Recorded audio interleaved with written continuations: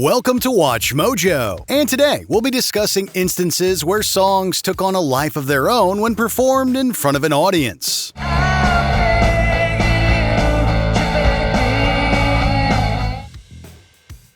Rock and Roll All Nite, Kiss, Alive. Yes, it may be true that Kiss, Alive was heavily doctored in the studio to achieve the best possible sonic outcome. But does that fact lessen its cultural impact? You show us everything you've got.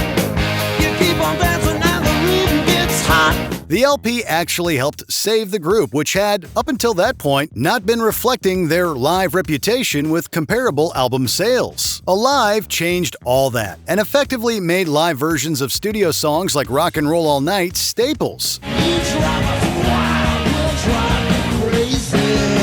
Not only within Kiss's concert set, but also concerning their future legacy. The performances captured and assisted here on Alive ensured that Kiss's best musical foot was always put forward, effectively allowing them to continue on down their path to becoming the hottest band in the world. No Woman, No Cry, Bob Marley and the Wailers, live. The chances are probably pretty good that most casual fans of Bob Marley and the Wailers know this live version of No Woman, No Cry better than the studio cut included on Marley's Natty Dread LP from 1974.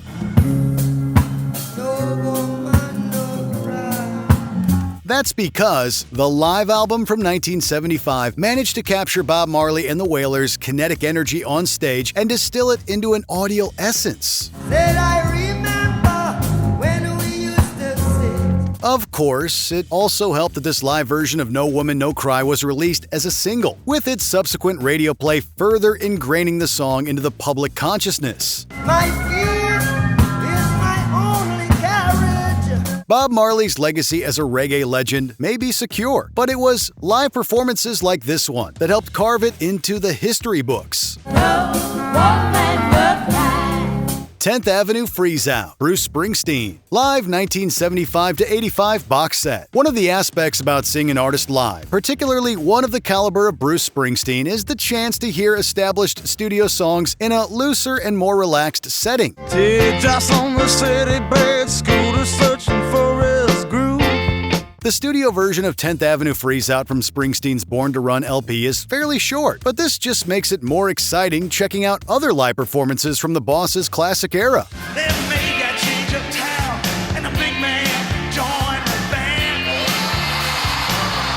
The version of 10th Avenue Freeze Out included on Springsteen's 1986 box set collection, Live 1975-85, is a slightly extended cut that makes the most out of Bruce's on-stage relationship with his saxophonist Clarence Clemens. It's great stuff. Both Sides Now, Joni Mitchell, Miles of Aisles. Joni Mitchell's love of jazz music was explored thoroughly within the Canadian singer-songwriter's diverse discography. Rows and flows of angel hair. This live album from 1974 was released during the early years of Mitchell's incorporation of this approach, and this allowed for older songs like Both Sides Now to sparkle with new and vibrant colors. But now they only block the sun. The LA Express were Mitchell's backup band during this era, and their jazz fusion chops were clearly felt on Miles of Aisles. Their instrumentation allowed for Mitchell's vocals to spread out along the musical meter, particularly on the verses. I've looked at love from both sides now. This loose and energetic feeling really captivates and essentially makes Both Sides Now sound brand spanking new. I really don't know. Seven Bridges Road, Steve Young, Eagles Live, Eagles. It reads like a textbook, really, a schematic on how to achieve perfect vocal harmonies in the live setting. There are stars. And yes, it's been attested that the live version of Seven Bridges Road present on Eagles Live retains an arrangement that was swiped from the Monkees' Michael Nesmith and Ian Matthews' 1973 version. There is moonlight.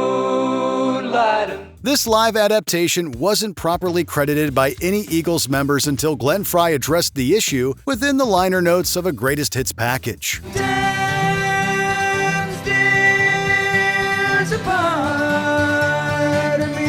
Now, does this take away from how Seven Bridges Road works on Eagles Live? Not really, but it does remind us of a certain dude's opinion on the matter. I had a rough night and I hate the Eagles, man. Show Me the Way, Peter Frampton. Frampton Comes Alive. Single, double, and even triple live albums were big business back in the 1970s, but there's perhaps no example of this medium that was as monumental to a musician's career as Frampton Comes Alive from 1976. I wonder how you're feeling. There's ringing in my ears. The former Humble Pie guitarist had released 4 studio LPs prior to this point in his career. Can you recall the last time you heard the studio version of Show Me the Way? And no one to relate to, sad to see. Frampton Comes Alive contained the definitive version of not only this tune, but others like Baby I Love Your Way and Do You Feel Like We Do, all of which essentially replaced the studio albums in the collections of fans. I want you.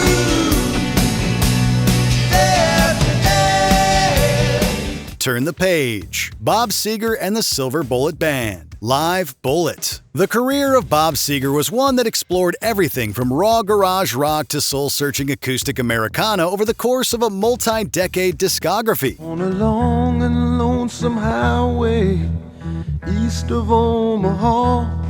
The studio version of Seger's Turn the Page wasn't released as a single back in 1973, but that didn't stop the tune from being famously covered by artists such as Metallica. Fans of the Silver Bullet Band will likely point to this live version from 1976 as the turning point that made Turn the Page a hit, thanks to the atmosphere at play. See, here I am on the road again. Live Bullet feels surprisingly intimate for a 70s rock live album, embracing the audience and pulling them close. As Seger sings this song of the road, its perils, and its consequences.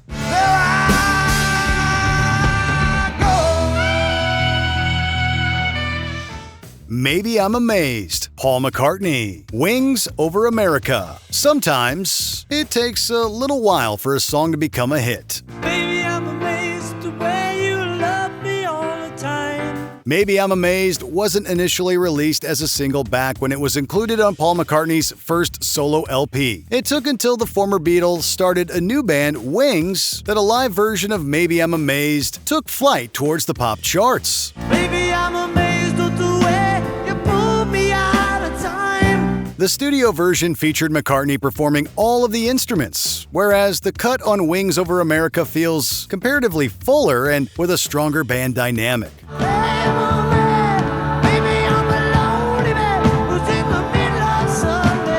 This allowed for Maybe I'm Amazed to reach its full potential as one of McCartney's most defining solo tunes. Won't you help me to understand?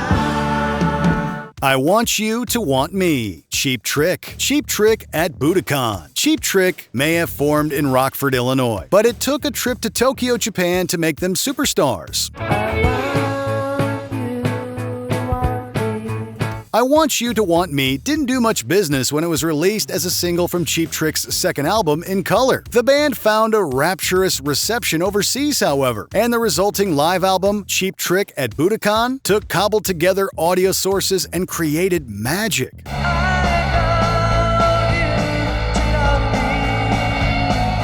The crowd noise is what really turns this version of I Want You to Want Me from good to great, as frontman Robin Zander enjoys a back and forth with a very receptive Japanese audience. The rest, as they say, is rock and roll history.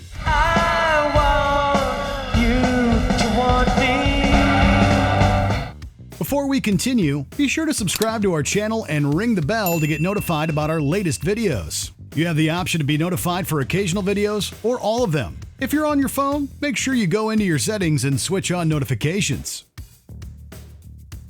Folsom Prison Blues, Johnny Cash at Folsom Prison. It was the album that helped signify a new era for country music legend Johnny Cash, while also revitalizing one of the Man in Black's signature songs for a new generation.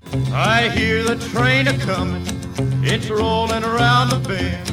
The original studio collaboration with arranger Gordon Jenkins was released as a single in 1955, while also being included on Cash's debut solo LP in '57. And I ain't seen the sunshine since I don't know when. Some fans might point to this live version recorded within the actual walls of California's Folsom State Prison as being even better, however, thanks largely to the energy captured on tape. When I hear that whistle blowing, I hang my head and cry. The backing of his wife June Carter, Carl Perkins, and the Tennessee Three really fill everything out here, while Cash himself sounds in great form, bringing the house down on this tune. And I'd let that lonesome whistle blow my blues away. Have you ever been to a concert where an artist took a song you loved to a whole nother level? Shout out your favorite memory in the comments.